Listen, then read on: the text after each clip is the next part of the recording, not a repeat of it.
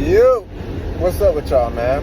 Quick video after what seems like I've been gone for, I don't know, a couple months.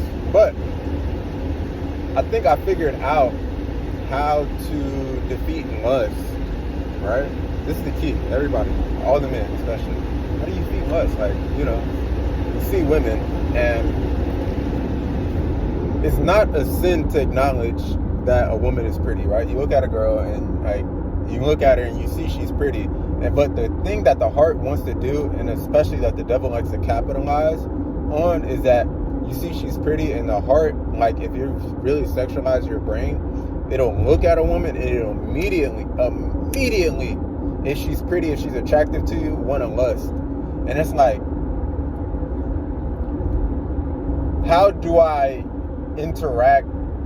Not even like, you're looking at women, you're like, oh no, but you know what I'm saying? Like, it's like a conscious effort that you're like a dog. Like, you have a dog and it always jerks the daggone leash. Like, you take your dog for a walk, and if he's hard-headed, he's always pulling and like, you know what I'm saying? Like, always trying to get away, and he looks freaking hung on the leash, like acting stupid, and you got to hold him back the whole time you're on a walk with him. It's like every time, if you feel like your interactions with women are that, like you're consciously like holding back your lust, like you're like, okay, look at her in the eyes, and keep your thoughts like hyper focused and this and that and like whatever. And it's like, okay, I'm a good boy, I'm not lusting, which is good, but it takes so much energy, so much exertion, so much effort.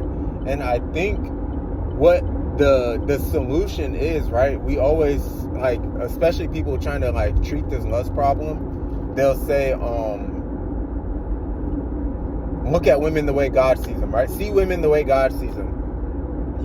And that's part of the solution. That's part of the answer, but it's only part of the answer. It's a partial answer, because then we take it and we say, okay, every girl's God's daughter. His dad is God's little girl. It's his little princess. So you better, and it's like, the Bible tells me that unless I'm born again, I'm a child of the devil.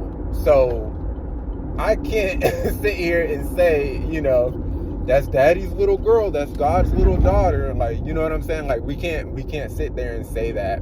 But how God does see, right? God vision is he sees the heart. And we don't look at the heart of people to judge them and condemn them, right? But we look at the heart and we change what we see and view, and because what lust is it's a desire to possess, because we see value, we see worth.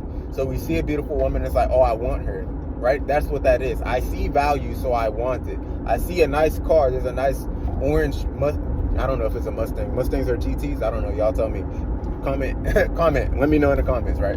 But you see it. You see something of value and you want it. If that's your appetite, that's your, what I'm saying. If that's your appetite, if that's what you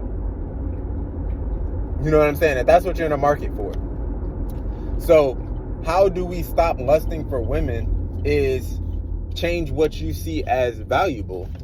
And if you're looking at the heart instead of the flesh, then suddenly it's not, oh wow, she's pretty and my heart wants to desire it. Now, if I'm looking and I'm like, oh wow, okay, she's attractive physically, but is her heart attractive? Right? God sees the heart. Job said, I made a covenant with my eyes that I won't look at a young woman, a virgin, and I won't lust after her. And Jesus says, if you look at a woman and you lust, you've committed adultery. And it's like, bro, that's a high bar. So it's like, how do we do this? And it's like renewing the mind, right? Renewing the mind, Romans 12, chapter 12, verse 2. Renew the mind. Don't be conformed to the image, to the pattern of the world, to the ways of the world, but be transformed by the renewing of your mind. We're renewing our mind to have the mind of Christ, to have the eyes of Christ, right? So God sees the heart. He doesn't look at man flesh, right? Then they're choosing a king in the book of, 1 Samuel. They're choosing a king that they're going to pick. And, or maybe it was when they were picking David. I'm not sure. It's either when they're picking Saul or David. But this is where God infamously says, I don't look on the outward appearance. Like, you got all these nice candidates for kings here. They're tall, they're strong, they're handsome, whatever the case may be. But I'm looking at the heart. And this is the one that I chose, because his heart, ooh, yeah, he has a good heart. I want that one. And that's how we have to see.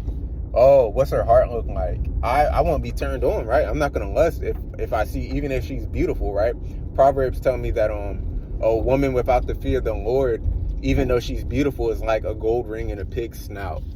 So even if she's beautiful, it won't matter. I won't be attracted to her because I'm looking for her heart. Oh wow, nice to meet you. Yeah, da da da da da. You're very pretty. But oh, your heart is disgusting. I'm not attracted to you. You're not turning me on. You know what I'm saying? Now I'm not lusting. I'm not lusting because I'm looking at the heart. I'm looking for the heart.